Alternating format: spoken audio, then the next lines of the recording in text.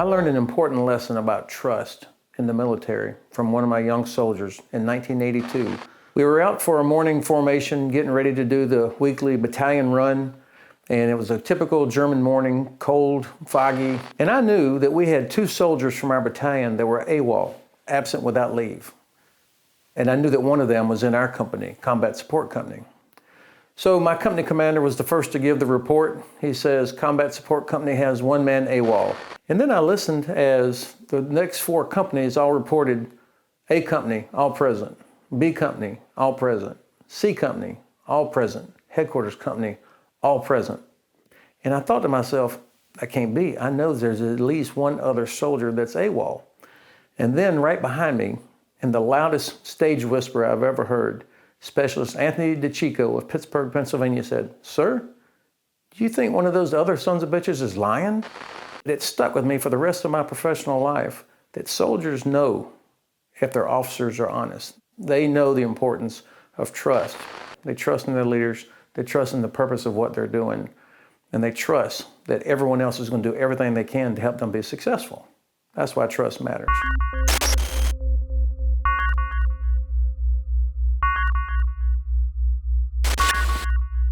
After the fall of Lehman, there has been a cacophony of Russian generals and other experts complaining about what happened.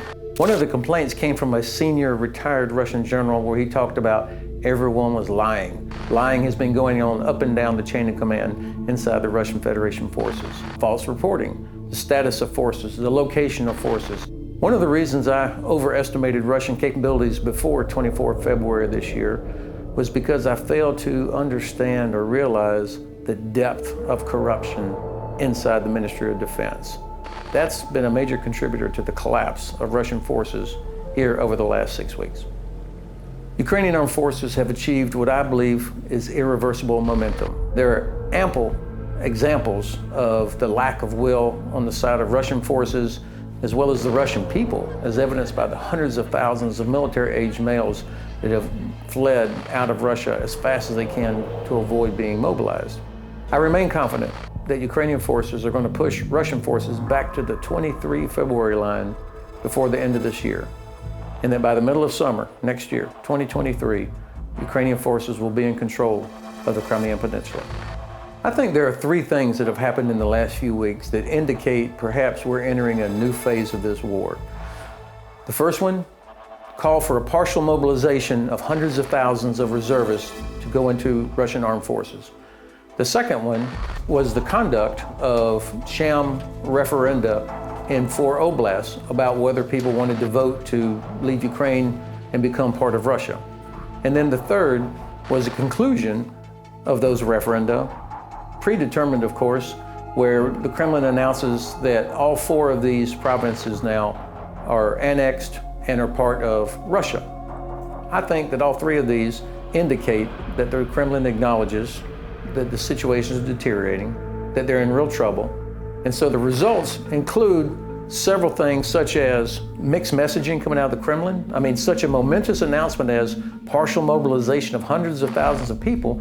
You would think this would have been prepared, well coordinated, the nation would have been ready for it. Instead, the message that came out of the Kremlin was very mixed, very garbled, incoherent almost, and then therefore the implementation of this mobilization has been sloppy and not at all well received by the Russian population. In fact, hundreds of thousands of military-aged men have done everything they can to avoid it. They absolutely do not want to be there. The referenda about whether or not the people of these 4 oblasts, Zaporizhzhia, Luhansk, Donetsk, and Kherson, wanted to become part of Russia, is seen around the entire world as a sham. Nobody believes that these are legitimate. Secretary General of the United Nations has said so. Heads of other international organizations have said so. And importantly, heads of state have said so. Nobody will recognize these. Nonetheless, the Kremlin drove ahead and declared that these 4 provinces were now annexed and part of Russia. Of course, the reason for doing this is to make some justification to the Russian people why they have to do a mobilization now to defend this new territory of Russia. It also has aroused some anxiety in some places that Is this a way for the Kremlin to justify the use of a nuclear weapon? It's long been stated that any attack on the motherland, any threat to the existence of the motherland, would be justification for the use of a nuclear weapon. But I still think it's unlikely that they would use a nuclear weapon. First, it gives them no battlefield advantage. A tactical nuclear weapon is only useful if it creates an opportunity for exploitation, for Russian forces to move through a gap that was created, or to follow up on the results of a tactical nuclear weapon being exploded somewhere. They have nobody with which to exploit it. There is no follow-on force. There is no second echelon that could come take advantage of that. So there's no battlefield advantage. There's no upside to using a tactical nuclear weapon. There are only downsides. The Kremlin knows that if they were to use a nuclear weapon, it would be impossible for the United States to stay out of direct confrontation. If Russia uses a tactical nuclear weapon, the United States will have to respond because can Russia use a nuclear weapon and not suffer the consequences? Now, of course, I don't know what that response will be, but clearly the Pentagon will have drawn up a list of options for the president to use, ranging from kinetic to non-kinetic, nuclear, non-nuclear, or maybe some sort of combination, depending on what the Russian action was. I would expect it would be a proportional response. I would also expect that it would be done in such a way that does not automatically lead to escalation. I would also expect that the president or that the White House would do this in consultation with allies, because allies would be affected by such a response. Now, the Kremlin knows all this. They understand that if the United States responds, it will have devastating consequences for Russian Federation forces. An example could be destruction of what's left of the Black Sea Fleet, or maybe destruction of the Russian Navy base in Tartus in Syria, or maybe destruction of several other important Russian facilities inside Ukraine. So while President Putin is evil, I don't believe he is suicidal. More importantly, I don't believe the people around him are suicidal. And I think it is very important for us now in this critical phase that we are communicating to those people around Putin who keep him in power to say, look, if you think you have any hope for life after Putin in the post-conflict era of getting back to some sort of normalcy, you will make sure that Vladimir Putin does not use a nuclear weapon. So our target for convincing people that Russia should not use the nuclear weapon has to be those in his inner circle so that they understand what the consequences are. Let's talk for a minute about the mobilization. I think this mobilization is going to end up being another in a long line of strategic mistakes by the Kremlin in the conduct of this war. The U.S. Army, minimum 10 weeks for basic training. That's to turn a civilian into a soldier, give them some physical fitness, learn how to use a weapon, learn how to put on their equipment, understand how orders work. So if the Russians use anything like that model, it's at least 2 or 3 months before any of these new soldiers begin to have any sort of effect on the battlefield. I don't think the Russians are going to wait 10 weeks. I think we are already seeing reports of some of these men being sent forward already. So what are they trying to do? This is about trading bodies for time.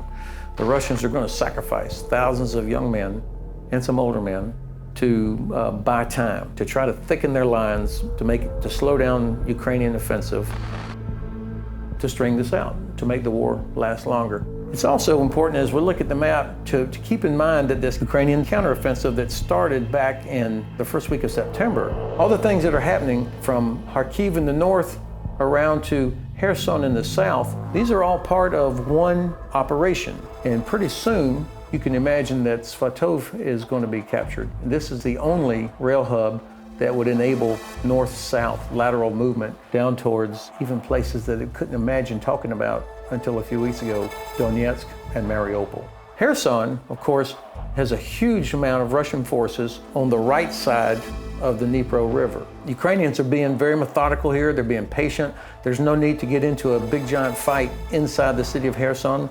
It's a Ukrainian city. Thousands of Ukrainian citizens live there. The Ukrainians don't want to destroy it. I think what the Ukrainians are doing, of course, is keeping these Russian troops fixed there so that they cannot escape.